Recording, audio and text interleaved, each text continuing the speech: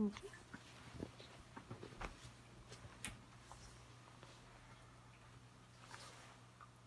What comes to mind when you think about crochet? Do you think about your grandma's doilies and how ugly they were growing up? Or do you think about that scarf that you made once and you never actually finished it? The art of crochet has been seen throughout the years.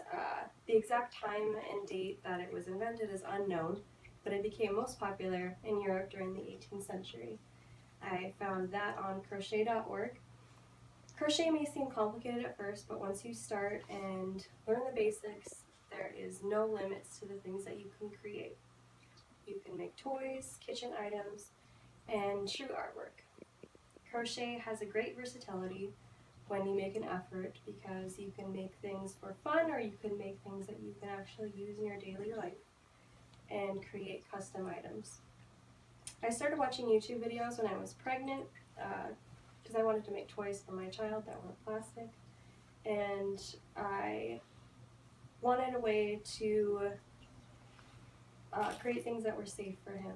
So after I learned the basic stitches, I slowly began to form more and more complex items. I started off with hats and worked my way to the toys. Eventually I started making cartoon character hats from my kids' favorite shows, and I had family and friends requesting things from me, so I actually started selling them on Etsy for a while.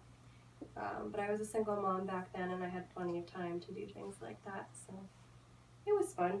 I'll explain 3 basic things, which include how to find the right materials, how to do a basic crochet with your fingers, which is the best way to learn, and how to count stitches. So, to gather the equipment that you'll need, one of the interesting things about crochet is that you can use many different materials. Some of the more interesting ones that I've found on crochet.org include hair, grass, animal fur, and metal thread and string. Obviously, you can go to any craft supply store and get wool or synthetic yarn that you need. Secondly, you'll need a crochet hook. They come in all sorts of different sizes.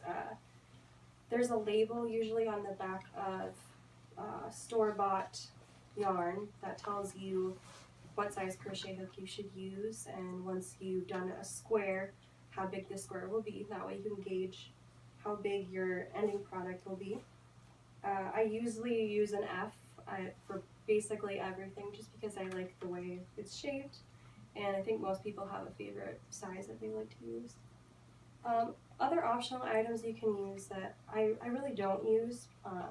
Occasionally I use a stitch counter, which helps you keep track if you're going in a circle of where you started. Some people actually use a clicker and count each stitch, and to me that just seems very impractical, but works for some people. I've seen a lot of old ladies doing it that way. And a measuring tape, and I'll show you why that would come in handy later. And some people like to use looms, which is a very simple way of making hats and other circular items. So your second step is to do a basic stitch. So I'm going to help you guys learn a basic stitch. I'm going to grab the yarn that I gave you all, and we're just going to pretend to make a knot. So you have small end and a long end, and you really just make a knot, and instead of pulling this all the way through, you're just going to put it behind and pull up. So you don't have a complete knot, just a half knot. And I won't go into it in further detail, I don't have enough time, but basically I can show you all how to do a Basic stitch.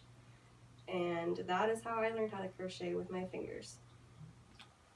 So some of the things that I've made recently are, I made a baby hat for my friend who's having a baby shower, and I used a basic template for that. That is what I use the measuring tape for. And I made a little stethoscope for her since she's a nursing student, and I got kind of creative with that. I didn't have a pattern or anything, and I actually used soft wire underneath so you can bend it. I mean, whatever your imagination comes up with, you can figure out a way. So finally, I'll teach you how to count your stitches. So each time that you're doing what I showed you, you're slowly counting so that you can keep track and follow a pattern. I usually don't follow a pattern, but each time you want to do a count,